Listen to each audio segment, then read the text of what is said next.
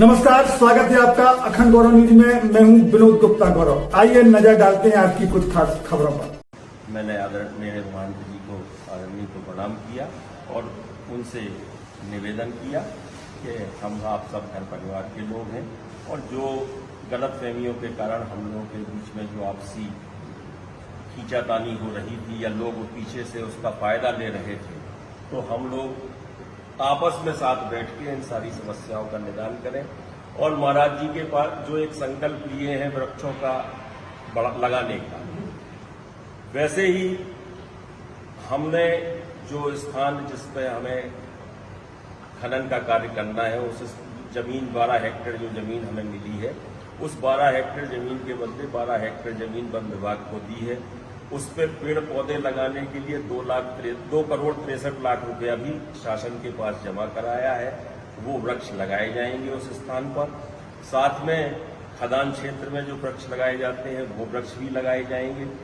और वैसे भी छतरपुर में मैं वृक्षारोपण का कार्य आज से नहीं अनेक वर्षों से कर रहा हूं। बागेश्वर महाराज जी ने भी 11 लाख पेड़ों का जो संकल्प लिया है उसमें भी सहभागी रहता हूं और वृक्ष लगाना है। वृक्ष हम लगाते रहते हैं और वृक्षों की संख्या को हमें दिनों दिन बढ़ाना है, जिससे हमारे क्षेत्र का, हमारे इलाके का पर्यावरण अच्छा रहे।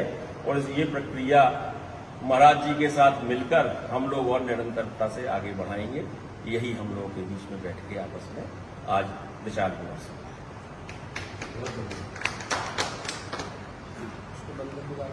ठीक। श्री सीताराम। आज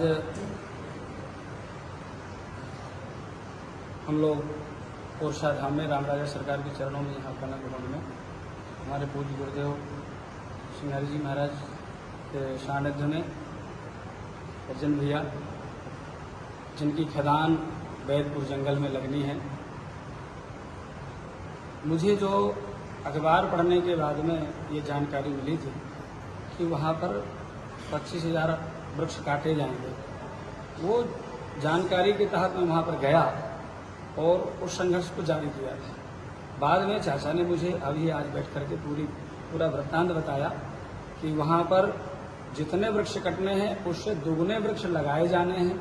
उसके लिए कई हेक्टेयर भूमि वहाँ पर उसके लिए आवंटित कर दी गई, चाचा के द्वारा खरीद करके दी जा चुकी है और लगभग 2 करोड़ 63 लाख रुपए उसमें वृक्षारोपण के लिए भी दिया जा चुका है। और चाचा ने भविष्य में भी हम संतों के पास में बैठ करके संकल्प लिया है कि आगे बहुत से पेड़ लगाए जाएंगे, सैकड़ों हजारों की संख्या में पेड़ लगाए जाएंगे। साथ मिल करके कुछ भैया को ठीक से बातें समझ में नहीं आई, कुछ हमें ठीक से बातें समझ में नहीं आई, जिसके कारण से जो वहाँ पर लड़ाई झगड़ा हुआ, मुझे भी उसमें बहुत खेद है। हम साधु ब्राह्मण को आपस में लड़ना नहीं चाहिए, ये उचित नहीं है। लेकिन जिस प्रकार से वहाँ पर ना समझ के कारण से ये हुआ है वो निश्चित ही अनुचित है और हमारी आपस में बैठ करके चर्चा हो गई है। सारी प्रक्रिया को यहीं पर रोक दिया गया है। आगे ना तो चाचा की आगे प्रक्रिया बढ़ाएंगे और ना किसी प्रक्रिया को हम आगे बढ़ाएंगे। जैसे चैनल को सब्सक्राइब करें, वीडियो को लाइक, कमेंट ज्यादा से ज्यादा शेयर करें। खास खबरों के लिए देखते रहिए अखंड गौरव न्यूज, साहस सच कहने का।